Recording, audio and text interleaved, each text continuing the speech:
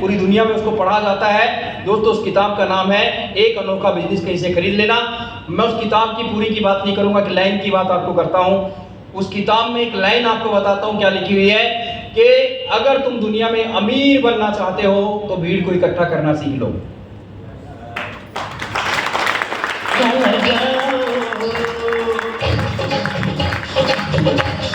अगर तुम दुनिया में अमीर बनना चाहते हो तो क्या कर लो, भीड़ को इकट्ठा करना सीख लो। वो मैं नहीं कह रहा हूं, वो दुनिया का सक्सेसफुल आदमी कह रहा है कि भीड़ को इकट्ठा करना सीख लो। अब 3 सवाल आपसे करता हूं, ये दुनिया में जितने पॉलिटिशियन हैं ये अमीर हैं कि गरीब हैं? जोर से बोलो। अब इन पॉलिटिशियनों के पास में क्या है? भीड़ है, इसलिए वो अमीर है। दूसरी बात करते हैं, दुनिया में ये जितने भी एक्टर्स हैं ये अमीर हैं कि गरीब हैं? अमीर हैं। क्यों? इनके पास भीड़ है। अब इसको पर्सनली मत लेना, तीसरी चीज को मैं पर्सनल किसी को नहीं बोल रहा हूँ, ये ओपन बात बोल रहा हूँ। दुनिया में जितने बाबे हैं वो अमीर हैं कि गरीब हैं? अमीर हैं। आप सुबह टीवी खोल के देखना, दुनिया भर के टीवी चैनल पे मिलेंगे, बच्चा मोह माया से दूर रहो, बाबा जी उपदेश देते मिलेंगे बहुत सारे, लेकिन साथ में उसकी गाड़ी भी देखना, कौन सी गाड़ी है, मर्सिडीज से उतरते हैं। तो मैं आपको कहना ये चाहता हूं कि अगर आप बाबा बनना चाहते हो तो बनो, लेकिन मर्सिडीज वाले। क्या बनना है? मर्सिडीज वाले बनना है। अब दुनिया के अंदर जिन लोगों के पास में भीड़ है वो लोग अमीर हैं, और जिनके पास भीड़ नहीं है वो भीड़ का हिस्सा है। आज बिहार में कोई रैली निकल जाए, पॉलिटिशियन, हम ट्रॉलियां भर भर के, ट्रैक्टर भर भर के जाएंगे दूसरों की जिंदगियां बनाने के लिए। ईमानदारी से बताता हूं, मेरे एक दोस्त हैं, मैं किसी पार्टी से नहीं हूं, ना मैं किसी भाजपा से, ना कांग्रेस से, ना आम आदमी पार्टी से। हमारी तो एक ही पार्टी है, वह है इंसानियत पार्टी और आम आदमी आरसीएम पार्टी। आम आदमी पार्टी की आरसीएम पार्टी। ये जितने पॉलिटिशियन, माफ करना भाई अगर कोई पॉलिटिशियन यहाँ पे, वे सारे एक ही थाली के होते हैं। भाजपा का पलड़ा भारी तो वो कांग्रेस वाले भाजपा में, कल को कांग्रेस का पलड़ा भारी तो भाजपा वाले कांग्रेस में।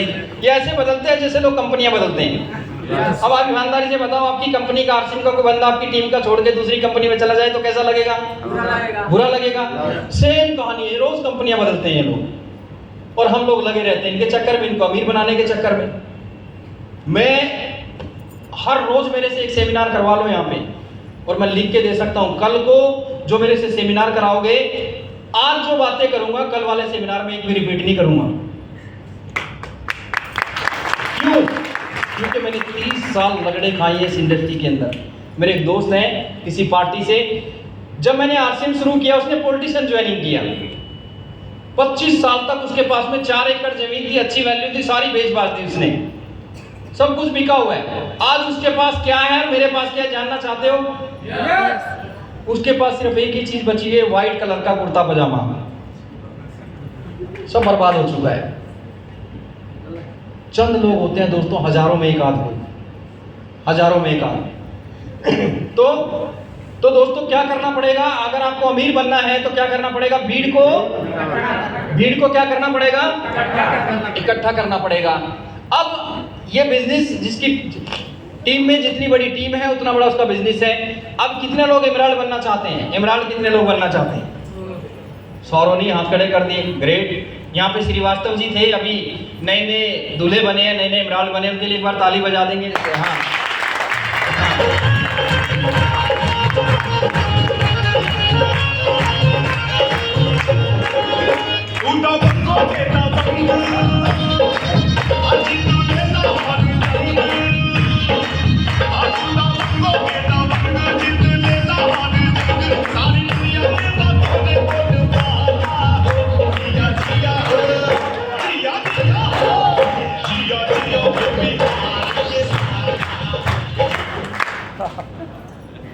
एक इमराल्ड, पूरी टीम, इतनी बड़ी भीड़ में एक इमराल्ड है।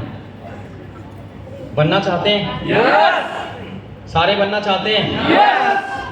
30 तारीख को सब लोग क्लोजिंग करते हैं कि नहीं करते हैं? yes! 30 तारीख को रात को सब लोग क्लोजिंग करते हैं, मैं भी करता हूँ। मैं जब सुबह उठता हूँ ना 5 बजे, पार्क में घूम घाम के आता हूँ, और आने के बाद में जब मैं वर्किंग करने के लिए घर पे बैठता हूँ, अपना ऑफिशियल कुछ काम करता हूँ, शर्त यह है कि कंपनी का सर्वर चलना चाहिए। 1 तारीख को 9 से 10 बजे तक मैं इमराल्ड बन जाता हूँ। 1 तारीख को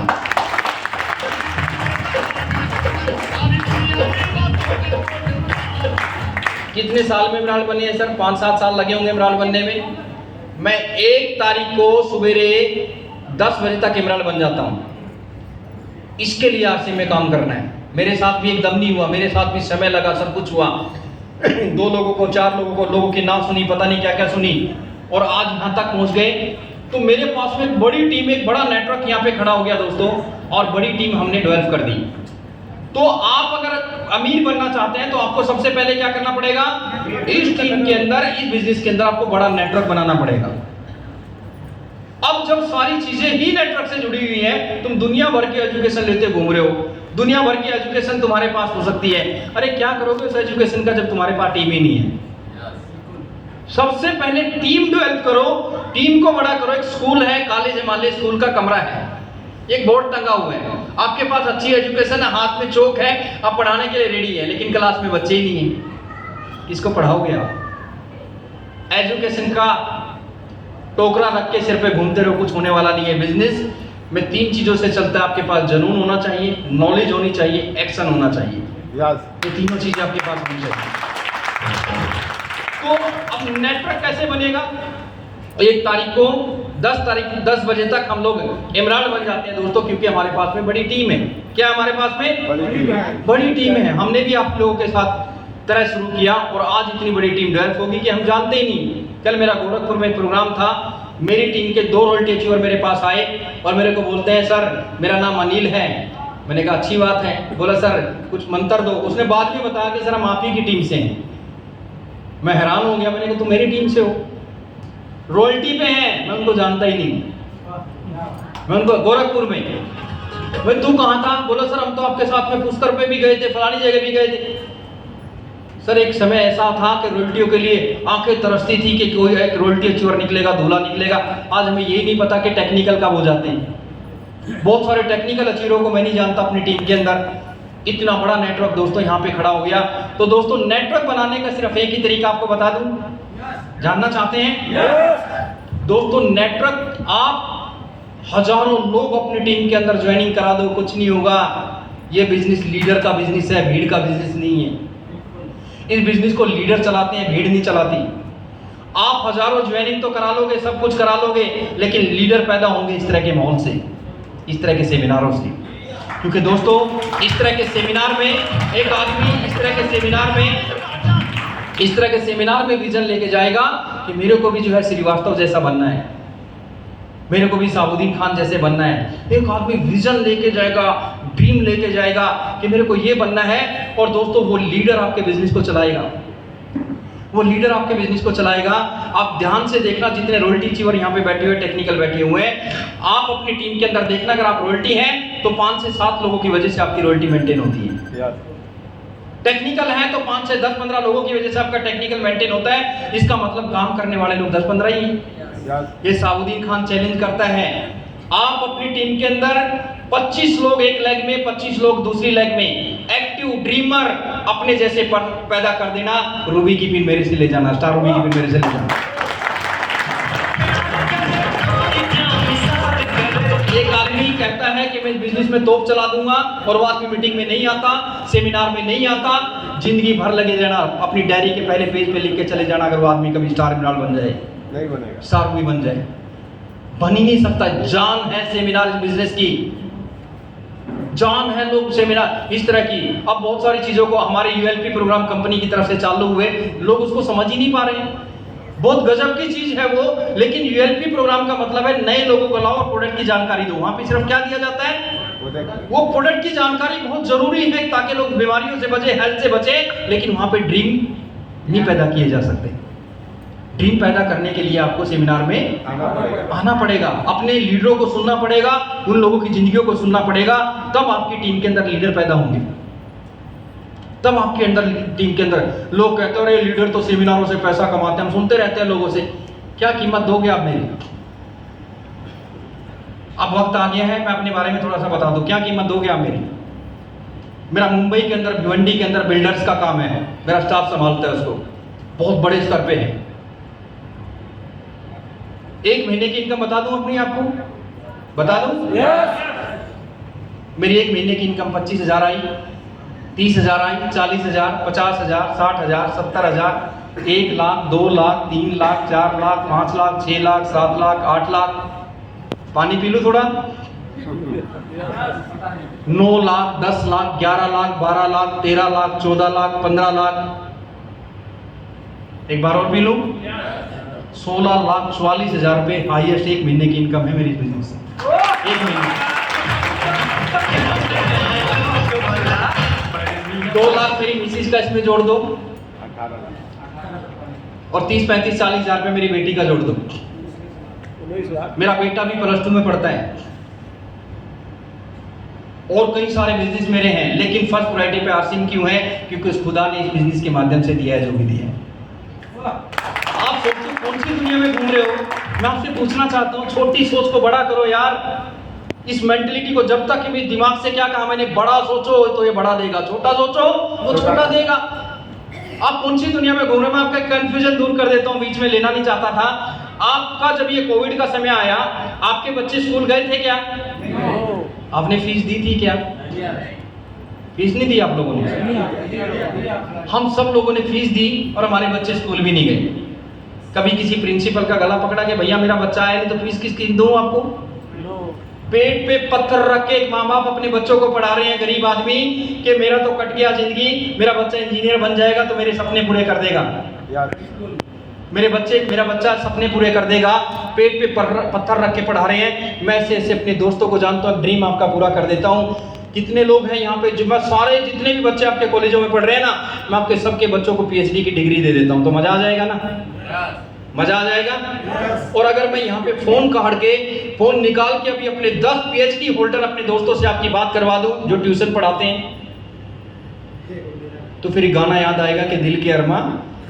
मैं ये बिल्कुल नहीं कह रहा हूँ कि पढ़ना लिखना बेकार है, पढ़ना लिखना बहुत अच्छी चीज है, पढ़ना चाहिए, खूब पढ़ाना चाहिए, लेकिन पढ़ाई लिखाई के घमंड में रहना बहुत बुरी बात है। उन डिग्रियों के घमंड में रहना बहुत बुरी बात है। मेरे ऐसे दोस्त को जानता हूं दोस्तों, बैंक में नौकरी करता था। 20 साल पहले मेरी मुलाकात हुई और 20 साल के बाद वो बंदा, मैंने घर बनाया, मैं गली में खड़ा अचानक आया, मैंने उसको देखा, अरे सर बड़े दिन के बाद मुलाकात हुई, उम्र उनकी थोड़ी ज़्यादा है। मैंने पूछा अब तो बच्चे, अब तो बोला हाँ सर मैं तो रिटायर हो गया हूँ। बच्चे क्या करते हैं? बोले सर एक बच्चे ने MBA कर लिया है और दूसरी गुड़िया ने भी दुनिया भर की डिग्री बताई बेटिया के पास। मैंने क्या करते हैं? बोला मेरा बेटा जो MBA कर रहा है वो हुंडई की एजेंसी में 35,000 रुपये की नौकरी करता है। मैंने कहा बेटी? बोला उसके पास ये डिग्री है लेकिन एक प्राइवेट स्कूल में 18,000 रुपये टीचर की नौकरी करती है। दोस्तों मैं ऐसे हजारों लोगों को जानता हूँ जिनके पास में बड़ी बड़ी डिग्रियां हैं। पढ़ना लिखना बहुत अच्छी बात है, जानकारियाँ लो, सारी चीज़ें लो। तो हमने लाखों रुपए अपने बच्चों के ऊपर खर्च कर दिया। यहाँ पे मेरे बहुत सारे दोस्त बैठे हैं, आपके बच्चे अच्छे स्कूल में पढ़ते होंगे, अच्छे कॉलेज में पढ़ते होंगे। और यहाँ पे लीडरों को भी बोलना चाहता हूँ, आपका बच्चा अगर 20 से 25 साल की उम्र का, 18 से ऊपर का है, तो इस तरह की मीटिंग में लाया करो। पता क्या है उन बच्चों को? बच्चे आसमान में उड़ रहे हैं। कैसे? अरे क्या पापा श्रीवास्तव जी, पापा जी क्या तुम ये मेंबर बनने के काम कर रहे हो? आपके बच्चों के दिमाग में ये चीजें चले रहे, पापा क्या? वो आपकी मजाक उड़ाते हैं जब आरसीएम का नाम सुनते हैं, क्योंकि दोस्तों उनको भी हल्दी नमक मिर्च के रेट का नहीं पता, उनको अपनी कीमत का नहीं पता। जब उस बच्चा वो डिग्रियां लेके मार्केट में जाएगा और उसकी औकात उसको पता चलेगी कि तेरी डिग्री की कीमत 10,000 रुपये है, तब उसको पता चलेगा। इसलिए अपने बच्चों को इस तरह के प्रोग्राम में, मेरा बेटा भी +2 कर रहा है, मोटिवेशनल स्पीकिंग का कोर्स कर रहा है, मेरी बेटी BCA कर रही है, रॉयल्टी के साथ साथ में वो करने लग रही है, मोटिवेशनल स्पीकिंग का कोर्स करने लग रही है BCA के साथ साथ में। आपके बच्चे को पता चले कि डायरेक्ट सेलिंग कोई मेंबर बनाने का धंधा नहीं है, ये आने वाली सदी का सबसे बड़ा बिजनेस है। अपने बच्चों को लेकर नहीं तो आपकी मजाक उड़ाएंगे वो। आजकल के बच्चे का स्टैंडर्ड ये है कि मैं मेरे को याद आता है हर मीटिंग में, शायद मैं इस स्टोरी को बताता हूँ कि मैं 5वीं क्लास में जब पढ़ता था ना, मेरे स्कूल से एक टूर गया था। यंग बच्चों के लिए बता रहा हूँ जो यहाँ लड़की या लड़के यहाँ पे बैठे हुए हैं, कि मैं 5वीं क्लास में पढ़ता था, आगरा एक टूर जा रहा था। तो मेरे क्लास के दोस्तों ने बोला साबुद्दीन हमको क्लास में जा रहे हैं आगरा घूमने, तुम भी हमारे साथ टूर पे चलो। मैंने कहा सर मेरे पास तो पैसे नहीं है, क्योंकि माँ बाप बेचारे गरीब थे, इतना पैसा था नहीं, मजदूरी करते थे। तो मैं बड़ा हैरान हुआ, लेकिन मेरे दोस्तों नहीं यार चलना पड़ेगा। सर मैं गाँव में था, मेरे को याद है आदमी, मैं अपनी माँ के पीछे पीछे घूम रहा था, माँ पैसे दे दो मेरे को टूर पे जाना। माँ बेचारी आगे आगे, मैं पीछे पीछे। माँ तो माँ होती है, उसने अपना पल्लू उठाया यहाँ से दुपट्टा और वहाँ पे लगाया हुआ था, उसमें खोला ऐसे करके और 200 पता नहीं 300 रुपये मेरे को दिया। बहुत पहले की बात है। और मेरी माँ ने जब वो पैसे मेरे को दिए ना, पता क्या बोलती है गुस्से में, ये ले साबुद्दीन ये ले, 1 घंटे से तो मेरे पीछे पड़ा हुआ है, बड़ी मुश्किल से 200 रुपया जोड़ा था, ये पकड़ ले, मेरे हमारी तो कट गई जिंदगी, कर ले जिंदगी में कुछ, नहीं तो पता चल जाएगा जिस दिन तेरे घर में वो आ जाएगी। डांटती थी मेरी माँ मेरे को। कौन आ जाएगी? समझ गए होंगे ना।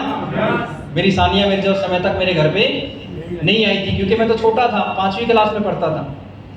तो मैंने भी दुनिया भर की, जैसे 97 में मैंने MBA किया, वहाँ से बहुत सारी चीज़ों को सीखा, मैं डिटेल में नहीं जाना चाहता। मैं खुशकिस्मत मानता हूँ कि मैंने एथिकल एक नेटवर्क मार्केटिंग से शुरू की। आज भी पूरी दुनिया में उससे बढ़िया एजुकेशन किसी के पास में नहीं है, लेकिन प्रोडक्ट कॉस्टली होने की वजह से 5 साल रगड़े खाए, सीखा, छोड़ दिया। फिर सोचा पैसा नहीं, अब क्या करें, स्टूडियो क्लोज कर दिया, क्योंकि स्टूडियो में बैठता नहीं था, जुनून सा सवार हो गया, स्कीमों में काम करने लगा, शॉर्टकट के चक्कर में पैसे कमाने के इमेज अपनी खराब कर ली। माँ बाप ने जल्दी से शादी कर दी कम उम्र में कि सुधर जाएगा।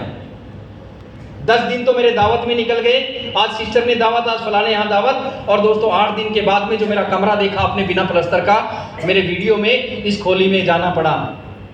माँ बाप गांव में रहते थे, मैं वहाँ पे गया और मेरी मिसिज ने बड़े मुस्कुरा के कहा कि एक डायरी पेन निकालो। तो मेरे को बड़ा आनंद आया कि भाई नई नई शादी हुई, 8 दिन हुए, कोई शेर लिखवाएगी शायद। क्या लिखवाएगी? शेर लिखवाएगी शायद। तो मेरी मिसिज ने क्या लिखवाया वहाँ पे कि लिखो 1 किलो उड़द की दाल। तो साला गाना याद आया कि दिल के अरमा आंसुओं में बह गए। लिखा मायूस होके लिखा 1 किलो उड़द की दाल, फिर बोली कि लिखो 1 किलो उड़द की दाल। मैंने कहा तेरा दिमाग खराब है, नई नई शादी हुई, इसका मतलब ये थोड़ी कि तू 2 बार उड़द की दाल लिखवाएगी। बोला दिमाग मेरा खराब नहीं, दिमाग तेरा खराब है। उड़द की 2 दाल आती है, एक धुली हुई एक बिना धुली हुई।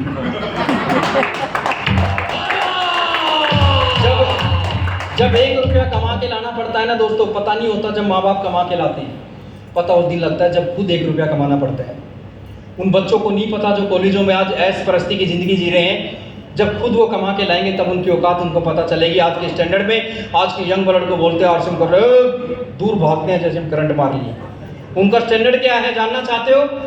लाल किले के पीछे रोड के किनारे पे से 70 रुपए की जीन्स खरीदते हैं घुटनों से फटी हुई, 30 रुपए की शर्ट खरीदते हैं व्हाइट कलर की, ब्लैक कलर का 30 रुपए का चश्मा, पूरा हीरो बन के घूमते हैं, और जब किसी को फोन करते हैं तो घंटी मार के छोड़ देते हैं। पैसे नहीं होते फोन पे, डब्बे बने पड़े अंदर से, बाहर से हीरो बने घूम रहे हैं।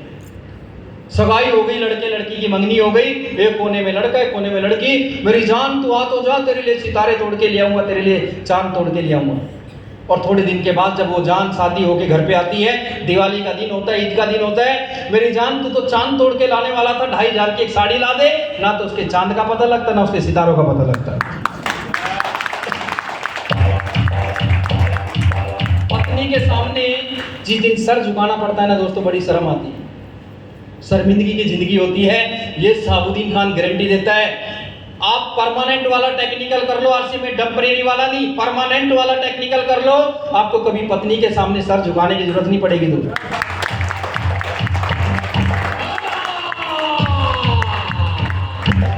इसलिए कहता हूं अपने बच्चों को लेके आओ। मेरा बच्चा +2 में अभी, जिस दिन मेरा बच्चा के नाम में अपनी मिसिस का आईडी कर दूं या अपना आईडी कर दूं, करोड़पति है पहले दिन से।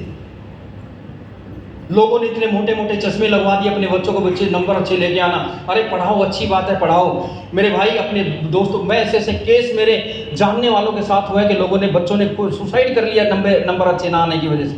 अरे जिनके पास बड़ी बच्चा इस कोने में, एक बच्चा उस कोने में छुप जाते हैं। एक वो पापा जब घर में घुसते तो लोग आपके बच्चे आपके गले लगते हैं, अरे पापा इतने दिन में क्यों आया?